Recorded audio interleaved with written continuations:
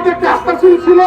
তারা সেখানে যেভাবে পাহারা দিয়ে তাদেরকে আমাদেরকে উচ্ছেদ করেছে, তাতে তারাও আজকে কালো অধ্যায়ের সাম্প্রতিক কালো অধ্যায়ে সামিল হলো, যেটা বাংলাদেশের জন্য শুভনীয় নয়। ওই বিশ্বে এই ঘটনা নিয়ে যে তোলপাড় সৃষ্টি হয়েছে, শুধু আমাদের সেই যে জীবনধারা সেটাই ব্যাহত হয়নি, বাংলাদেশের সুনাম খর্ব দ্বিখণ্ডিত হয়েছে। আমি তাই প্রধান উপদেষ্টাকে বলতে চাই, আপনারা এত বড় ঘটনা ঘটলো, আপনাদের কোনো বিবৃতি নাই। ধর্ম উপদেষ্টাকে বলতে চাই, আপনার কাজটা কি মশাই? আপনি কি শুধু মুসলিম সম্প্রদায়ের ধর্ম উপদেষ্টা?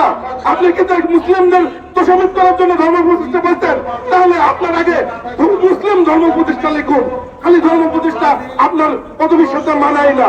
আমাদের আন্দোলনে দেখা দিচ্ছেন গত 24 সালের 5 আগস্টের পর বাংলাদেশ জাতীয় হিন্দু মহাজোটের রবীন্দ্রনাথ নেতৃত্বে হিন্দু সম্প্রদায় একটি আশার আলো দেখেছিল যে না, আমরা আওয়ামী লীগ দেখেছি, আমরা বিএনপি দেখেছি, আমরা বিএনপি জামাত দেখেছি, বিএনপি আওয়ামী লীগ জামাতের শাসনামল দেখেছি, জাতীয় পার্টির শাসনামল দেখেছি স্বাধীনতার পরে।